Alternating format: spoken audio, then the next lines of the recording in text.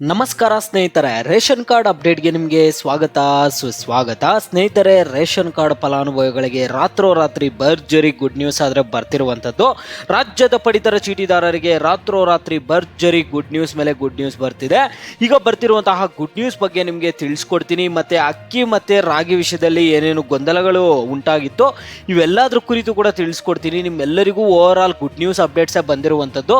ಅದಕ್ಕೆ ಮುಂಚೆ ಯಾರಾದರೂ ಚಾನಲನ್ನು ಇನ್ನೂ ಸಬ್ಸ್ಕ್ರೈಬ್ ಮಾಡದೆ ನೋಡ್ತಿದ್ರೆ ಈಗಲೇ ಚಾನಲನ್ನು ಪಟ್ಟಂತ ಸಬ್ಸ್ಕ್ರೈಬ್ ಮಾಡ್ಕೊಳ್ಳಿ. ಮತ್ತೆ ವಿಡಿಯೋಗೊಂದು ಲೈಕ್ ಆದರೆ ಕೊಡಿ. ನೀವು ಕೂಡ ಸಬ್ಸ್ಕ್ರೈಬ್ ಲೈಕಿಂದ ನಿಮ್ಗೆ ಇದೇ ರೀತಿ ಕಂಟಿನ್ಯೂಸ್ ಅಪ್ಡೇಟ್ಸ್ ಆದರೆ ಸಿಗ್ತಿರುತ್ತೆ. ಈಗಾಗಲೇ ಯಾರು ಸಬ್ಸ್ಕ್ರೈಬ್ ಲೈಕ್ ಮಾಡಿ ವಿಡಿಯೋ ನೋಡ್ತಿದ್ರೋ ಎಲ್ಲರಿಗೂ ನನ್ನ ಒಂದು ಹೃದಯ ಪೂರ್ವಕ ಧನ್ಯವಾದಗಳು. ನೋಡಿ ಸ್ನೇಹಿತರೆ, ನಾನೀಗ ಡೈರೆಕ್ಟ್ ಆಗಿ ಟಾಪಿಕ್ಗೆ ಬರ್ತೀನಿ. ಇಲ್ಲಿ ರಾಜ್ಯದ ಪಡಿತರ ಚೀಟಿದಾರರಿಗೆ ರಾತ್ರೋರಾತ್ರಿ ಭರ್ಜರಿ ಅಂದರೆ ಭರ್ಜರಿ ಗುಡ್ ನ್ಯೂಸ್ಗಳು ಬರ್ತಿರುವಂಥದ್ದು.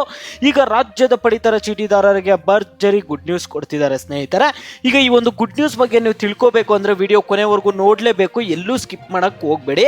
ರಾಜ್ಯದ ಪಡಿತರ ಚೀಟಿದಾರರಿಗೆ ಆಹಾರ ಇಲಾಖೆಯು ಮಹತ್ವದ ಸಿಹಿ ಸುದ್ದಿ ಒಂದು ನೀಡಿರುವಂಥದ್ದು. ಅನ್ನಭಾಗ್ಯ ಯೋಜನೆಯಡಿ ಅಕ್ಕಿ ವಿತರಣೆಯಲ್ಲಿ ಉಂಟಾಗಿದ್ದ ವ್ಯತ್ಯಯದ ಕುರಿತು ಆಕ್ರೋಶ ವ್ಯಕ್ತವಾದ ಬೆನ್ನಲ್ಲೇ ಎಚ್ಚೆತ್ತುಕೊಂಡಿರುವ ಸರ್ಕಾರ ಇಲ್ಲಿ ಇದೇ ಜೂನ್ ತಿಂಗಳಿನಿಂದ ಜಾರಿಗೆ ಬರುವಂತೆ ಪ್ರತಿಯೊಬ್ಬ ಫಲಾನುಭವಿಗೆ ಪೂರ್ಣ 10 kg ಅಕ್ಕಿ ವಿತರಿಸಲು ಅಧಿಕೃತ ಆದೇಶ ಆದರೆ ಹೊರಡಿಸಿರುವಂಥದ್ದು.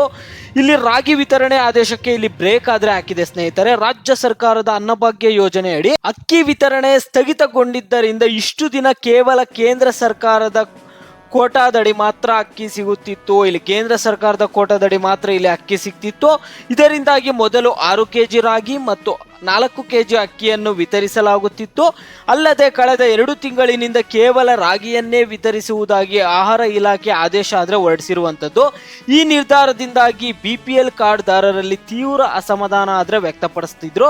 ಇಲ್ಲಿ ಗ್ರಾಹಕರಿಗೆ ಎದುರಾಗಿದ್ದ ಈ ಸಮಸ್ಯೆಯ ಬಗ್ಗೆ ಮಾಧ್ಯಮಗಳಲ್ಲಿ ಸಹ ಇಲ್ಲಿ ವರದಿ ಬೀಳ್ತಾನೆ ಇತ್ತು.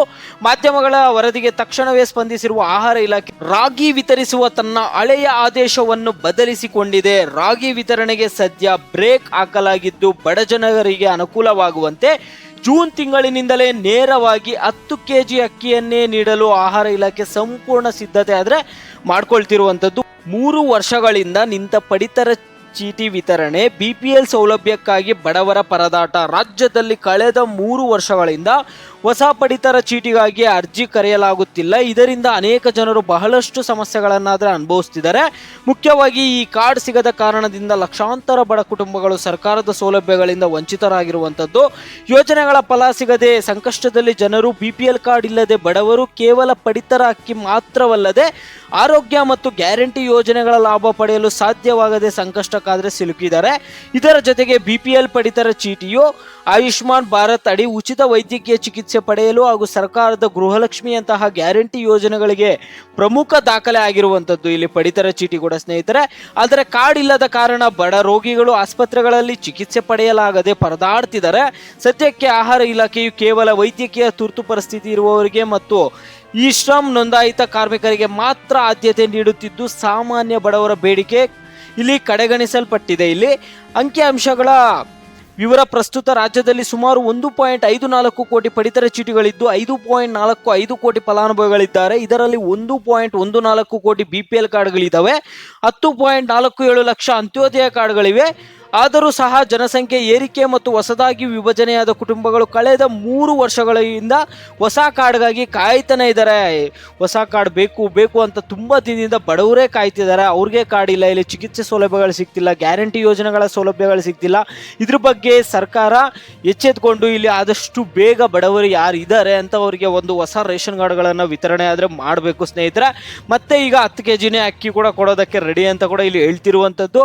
ಈಗ ಇಷ್ಟು ದಿನ ಇದು ರಾಗಿ ಕೊಡ್ತಾರಂತ ಹೇಳ್ತಿದ್ರು, ಇಲ್ಲ ಈಗ ಅಕ್ಕಿನೇ ಕೊಡ್ತಾರಂತೆ. ಮತ್ತೆ ಸಿದ್ಧತೆಗಳಾದರೆ ನಡೀತಿದ್ದಾವೆ. ಇದೊಂದು ಗುಡ್ ನ್ಯೂಸ್ ಅಂತ ನಾವು ಹೇಳ್ಕೋಬಹುದು. ಈ ಕುರಿತು ನಿಮ್ಮ ಅಭಿಪ್ರಾಯಗಳೇನು? ಮತ್ತೆ ಗೃಹಲಕ್ಷ್ಮಿ ಯೋಜನೆಯ 30ನೇ ಕಂತಿನ ಹಣವರೆಗೂ ಕೂಡ ನಿಮಗೆ ಕರೆಕ್ಟಾಗಿ ಬಂದು ಜಮಾ ಆಗಿದೆಯಾ ಇಲ್ವಾ ಅನ್ನುವಂಥದ್ದನ್ನು ಪ್ರತಿಯೊಬ್ಬರು ವಿಡಿಯೋಗೆ ಲೈಕ್ ಮಾಡಿಬಿಟ್ಟು ಕಾಮೆಂಟ್ ಮುಖಾಂತರ ತಿಳಿಸಿ.